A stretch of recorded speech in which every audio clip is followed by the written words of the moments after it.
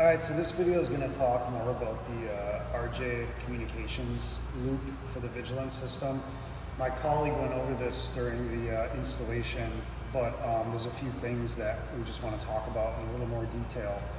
So for this system of 4 6-volt units, we're using a single loop for the RJ12s. Now down here on the bottom of the monitor, there's actually 4 ports. Doesn't matter which ones you plug into. In this case, I'm just gonna, do the 2 left ports there. Depending on the layout of the battery, you might want to use all 4 of these ports. In this case, I don't need to. And what I'm basically gonna do here is I have 1 cable, which would be this guy right here. This is gonna go from the first port into the first sensor. I'm not gonna plug these in right now because, as we mentioned before, these don't get plugged in until you're actually commissioning the system. So you want to leave one side of the sensors unplugged, and you want to leave them unplugged from the monitor. And then from each sensor, there's going to be a cable that goes from sensor to sensor. And then from the last sensor, which we have right here, there's going to be a cable that goes from that sensor back to the monitor. So that's this one here, just going down below. So I mentioned you might need to use all 4 of these ports. An example of that is, say you have a 60 cell system and you have 30 batteries on each side of a small room. And say there's like a maybe 10-foot space in between each group of 30 cells.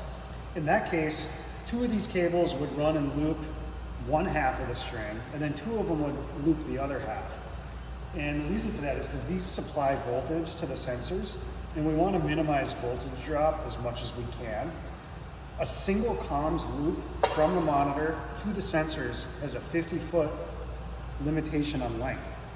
So if we were to use just 2 of them for a big group of batteries with a big gap between them, we're going to hit that 50-foot limit quicker than if we split that in half.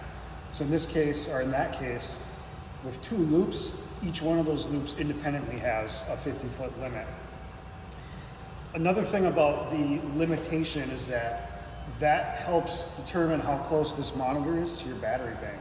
So sometimes people want to mount this in a different room, more than 50 feet away, and right now that's just not possible. You really need to get this box as close to the battery bank as possible so that you can stay within that 50-foot limit.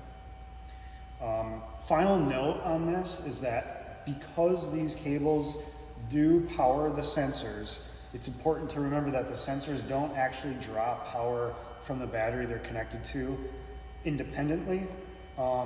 It's all coming from this monitor, which then comes from your charger cables, which essentially comes from your charger. So no parasitic loads here. And that's really all there is to know about the comms loop.